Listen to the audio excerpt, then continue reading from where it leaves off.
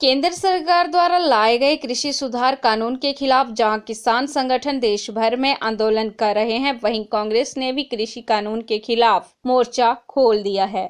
शिमला में कांग्रेस पार्टी ने रिज पर महात्मा गांधी की प्रतिमा से राजभवन तक पैदल मार्च किया और राज्यपाल को ज्ञापन सौंप कानून को वापस लेने की मांग की। कांग्रेस ने धारा 144 को तोड़ते हुए रिज मैदान में केंद्र सरकार के खिलाफ नारेबाजी की और पार्टी के झंडे भी लहराए। कांग्रेस पार्टी के प्रदेशाध्यक्ष कुलदीप सिंह राठौर ने कहा कि कांग्रेस पार्टी कृषि सुधार कानून के खिलाफ 2 अक्टूबर को ब्लॉक स्तर पर धरने प्रदर्शन करेगी और 10 अक्टूबर को किसान सम्मेलन भी करेगी।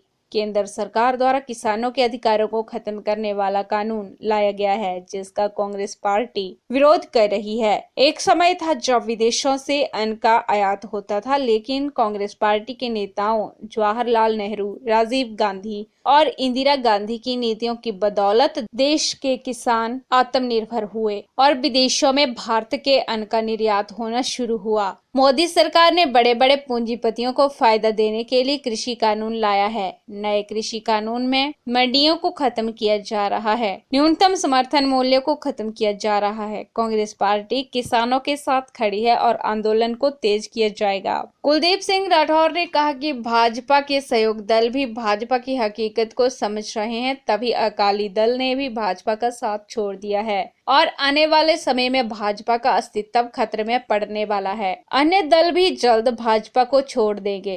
देश में किसान सड़कों पे उतर आए।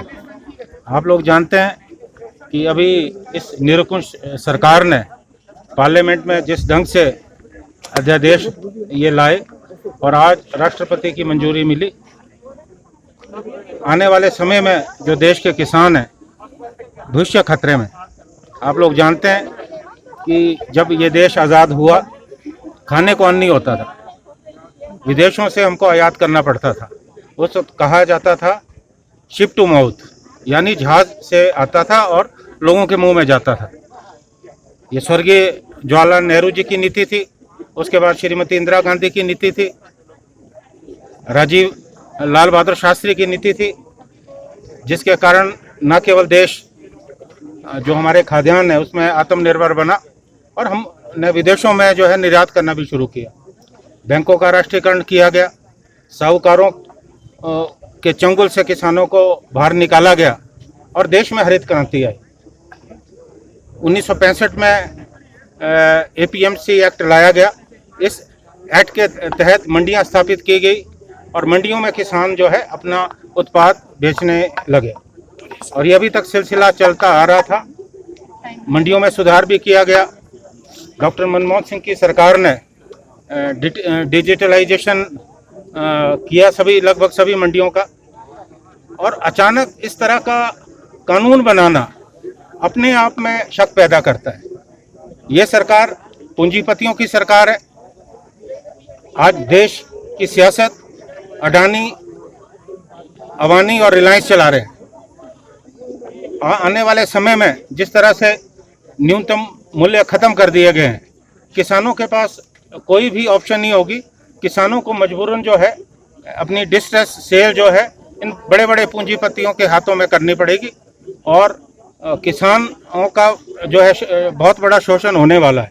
ऐसे भी आप जानते हैं कि इस देश में किसान आए दिनों आत्महत्याएं कर रहे हैं, लेकिन इस काले कानून के बाद जो है किसानों का जो भविष्य वो खत्म है। आप जानते हैं कि सरकार ने जितने भी हमारे सरकारी उपक्रम थे जो फायदे में भी चल रहे थे, वो ये बेच रहे हैं। ये रेल बेच रहे हैं, रेलवे स्टेशन बेच रहे हैं, हवाई अड्डे बेच रहे हैं। सारी कंपनियां जो फायदे में भी चल रही थी उनको जो है निजी हाथों में बेचा जा रहा है। अब किसानों की बात थी, अब किसानों के जो हित है वो भी इन्होंने बड़े बड़े पूंजीपति के हाथ में बेच दिए। इसी को लेकर कांग्रेस पार्टी जहां किसानों का समर्थन करती है, वहां हिमाचल प्रदेश जहां 70% से ज़्यादा आबादी गाँव में रहती है, मुख्यतः जो है जो पेशा है यहाँ वो किसान कृषि और बागवानी है। हिमाचल में भी इसका प्रभाव होने वाला है। मैं कहना चाहूँगा कि इस बार हिमाचल प्रदेश में सेब बहुत कम होगा।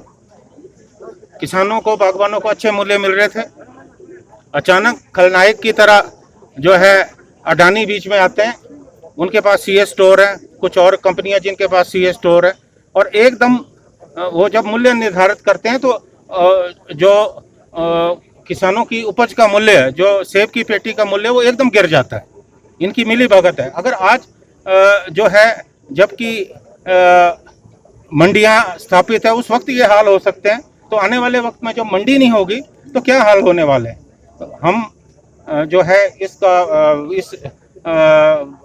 काले कानून के खिलाफ जो है प्रदर्शन कर रहे हैं पूरे देश में। आज हम महात्मा गांधी जी के जो प्रतिमा है, यहाँ से हम गवर्नर तक जाएंगे, उनको मेमोरेंडम देंगे। 2 तारीख को हम जो है ब्लॉक स्तर पर पूरे प्रदेश में धरना प्रदर्शन करेंगे, और 10 तारीख को हम जो है किसानों का सम्मेलन करने वाले हैं। इन मांगों को लेकर जहां कांग्रेस पार्टी सड़कों पे हम किसानों के साथ खड़े हैं, वहां हम इस सरकार को मजबूर करने का प्रयास करेंगे कि ये अपना बिल जो कानून है उसे वापस ले। और अब जो सरकार है, एनडीए में दरारें स्पष्ट रूप से नजर आ रही हैं। जिस तरह से अकाली दल इनको छोड़ के चला गया, उस तरह से बहुत सारे और भी दल हैं, वो भी आने वाले समय में जब देखेंगे कि देश में किसानों का रोष बढ़ता जा रहा है, वो भी इनको छोड़ने वाले। मैं तो ये कहूँगा कि आने वाले समय में इस सरकार का, जो केंद्र सरकार है, इस सरकार का अस्तित्व जो है खतरे में। PRTV के लिए शिमला से पुष्पेंद्र की रिपोर्ट।